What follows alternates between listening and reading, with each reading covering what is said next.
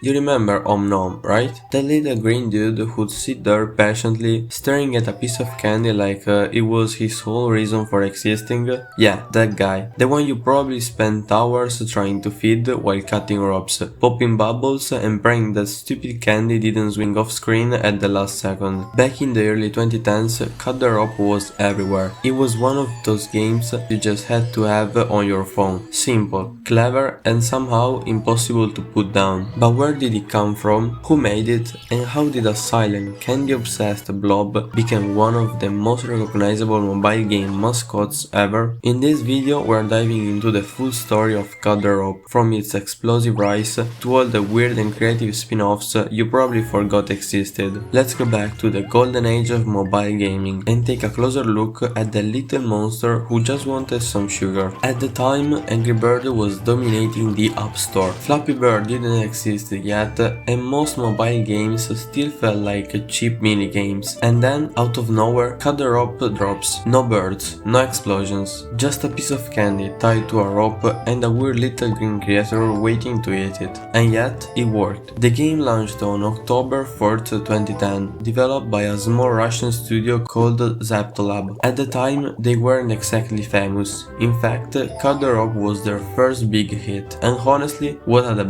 The concept was simple. You had to get the candy to Om Nom by cutting ropes in the right order, using gravity, momentum, bubbles, and a bunch of clever physics mechanics. But it wasn't just about the gameplay. The presentation was spot on too. Om Nom was adorable, the sound design was satisfying, and every new level pack introduced just enough new stuff to keep you hooked. And the numbers? Wild. Cut the Rope hit 1 million downloads in just 10 days. That made it the fastest selling iOS game in history at the time, even faster than Angry Birds. Apple featured it, players loved it, and reviewers praised its clever design. It was the perfect mix of casual fun and puzzle solving, and you could play it for 5 minutes or get stuck for hours. Also, fun fact, the game was originally published by Chillingo, the same company that published Angry Birds. But unlike Rovio, Zeptolab made a bold move. They cut ties with Chillingo soon after and decided to publish future games on their own. Risky? Yeah. Smart? Definitely. And from there, things only got crazier, because the one simple game turned into an empire. Which brings us to the next part, the sequels, the spin-offs, the cartoons, and just how far Om Nom went. After the original Cut the Rope became a massive hit, Zeptolab didn't just sit back and enjoy the success. They went all in. What started as a simple game about cutting ropes turned into an entire universe, and honestly, they did it pretty well. Just 1 year after the original, Zeptolab released Experiments, and it wasn't just more of the same. This time, they added a little narrative twist. Instead of just feeding Om Nom, you were now helping a quirky professor study him. New mechanics popped in, things like section cups, rope shooters, and bouncing platforms. It kept that classic feel, but added just enough freshness to make it addictive again. I mean, in the good way. Next up,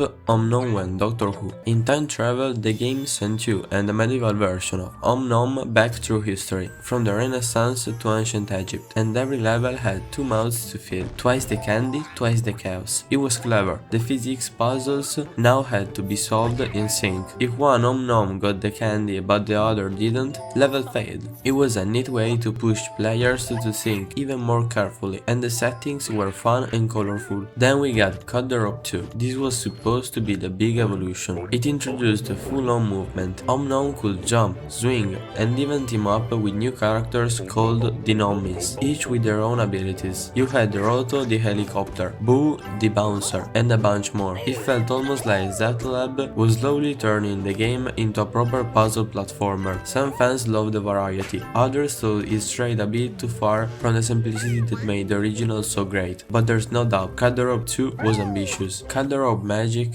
flew a bit under the radar, but it's actually a gem. In Magic, Om Nom gets transformed into different magical forms, a bird, a baby, a fish, and more, each with special powers that changed how puzzles worked. The aesthetic was different too, more fairy tale vibes, glowing backgrounds, magical enemies. It honestly felt like Zeptolab was trying to keep up with the more artistic indie games of the time, and they did a pretty solid job. Oh yeah, and Cut the Rope didn't stop at games. Zeptolab turned Om Nom into a full-on cartoon character. Om Nom Nom stories launched on YouTube with short episodes where the little green guy goes on goofy adventures, eats way too much candy and somehow always ends up in trouble. The episodes had zero dialogue, just animation, sound effects and pure chaos, kind of like old school cartoons. Kids loved it, and it helped turn Om Nom into more than just a game mascot. He became merch. Yeah, there were plushies, there were comic books, there was a whole Cuddle comic series made by Ape Entertainment, and if you were around in the early 2010s, you might even remember Om Nom toys in McDonald's Happy Meals. Zeptolab was aiming for Angry Birds level of success, and for a few years they were really close. During those years,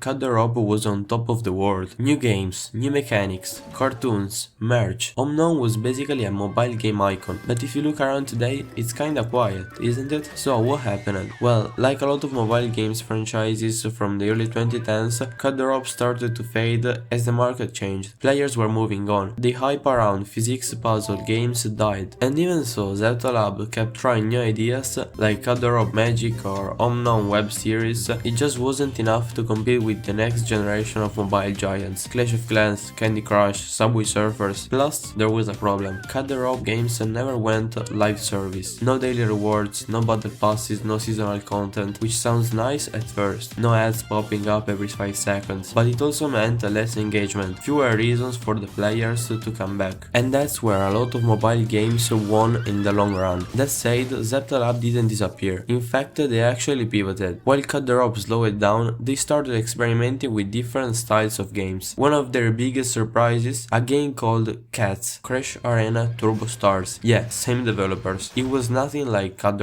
You build weird fighting machines and watch them auto-battle in online arenas. Totally different vibe, but it went viral and kept Zeptolab relevant. And more recently, they've made games like Ballad Echo, a top-down tactical shooter with stealth mechanics. So, while Om Nom isn't exactly in the spotlight anymore, Zeptolab is still out there, evolving, experimenting, and trying new things. And honestly, that's kinda fitting, because at its core, Cuddle was always about experimentation, trying new ideas, thinking differently, and solving problems in fun ways. Cuddle isn't exactly what people talk about anymore. Om Nom doesn't show up on the top charts like it used to, and Zeptolab has ventured into new directions. But if you look back, it's impossible not to see how this small game changed the mobile gaming landscape. Cuddle showed that the simplest games, the ones that make you feel genuinely satisfied when you solve a puzzle, can be incredibly powerful. And that formula has been replicated in hundreds of games. If we see well-designed puzzles games today, it's partly because of Om Nom and his challenge to make us Cuddle